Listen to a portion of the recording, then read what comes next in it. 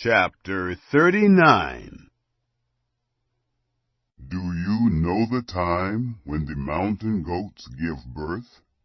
Do you watch when the doe bears fawns? Can you count the months that they fulfill? Or do you know the time when they give birth? They bow themselves, they bear their young, they end their labor pains. Their young ones become strong. They grow up in the open field. They go out and don't return again. Who has set the wild donkey free?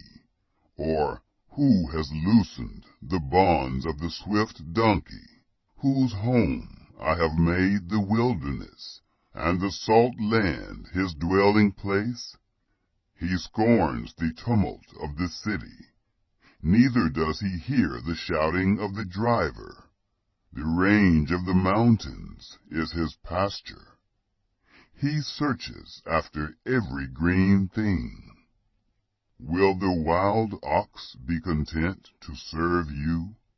Or will he stay by your feeding trough? Can you hold the wild ox in the furrow with his harness? Or will he till the valleys after you? Will you trust him because his strength is great? Or will you leave to him your labor?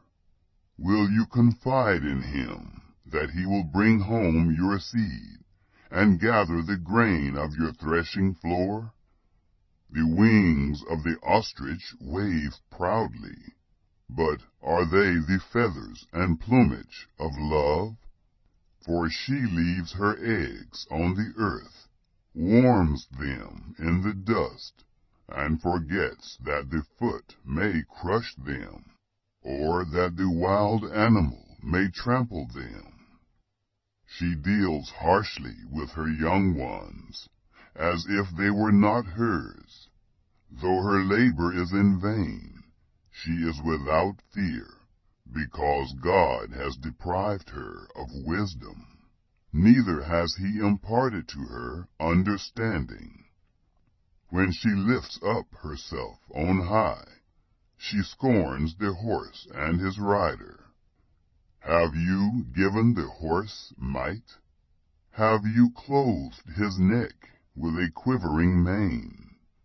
Have you made him to leap as a locust? The glory of his snorting is awesome.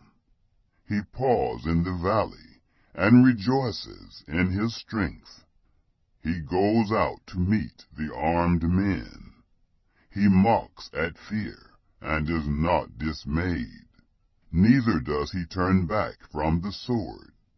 The quiver rattles against him, the flashing spear and the javelin. He eats up the ground with fierceness and rage. Neither does he stand still at the sound of the trumpet. As often as the trumpet sounds, he snorts, Aha! He smells the battle afar off, the thunder of the captains and the shouting. Is it by your wisdom that the hawk soars and stretches her wings toward the south? Is it at your command that the eagle mounts up and makes his nest on high? On the cliff he dwells and makes his home, on the point of the cliff and the stronghold. From there he spies out the prey.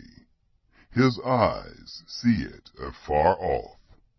His young ones also suck up blood. Where the slain are, there he is.